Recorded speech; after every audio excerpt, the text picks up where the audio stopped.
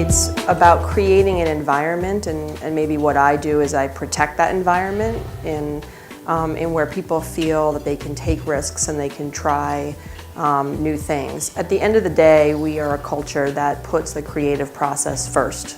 We call it our 3 Ps. It's about our people, it's about our programming, and it's about our partnerships. We say to our groups, look, it's no secret that we're not a rapidly evolving business, and I think to think that you can choose one path that is the right path will most likely be certain death. And so, we understand that we're not a technology company, we don't make devices, we don't control the pipe, we're not a distribution company, but we are a content company. And so if we're a content company at heart, then we have to put our money where our mouth is when it relates to that. And to give our business the greatest flexibility for dominance in the future and for growth in the future, we have to be able to control the brands around that company. We've sort of gone from a world where the networks were brands, then the shows became brands, now the people are becoming brands. And so you have to be able to work on that entire spectrum of being able to control the content that you produce. And I think just as important as how we produce it and what we invest in it from a production standpoint is also how we market it. If you're not authentic, especially with this next generation that's had the internet since birth, that's had access to information in a way that we can't even begin to comprehend how that will impact our culture going forward.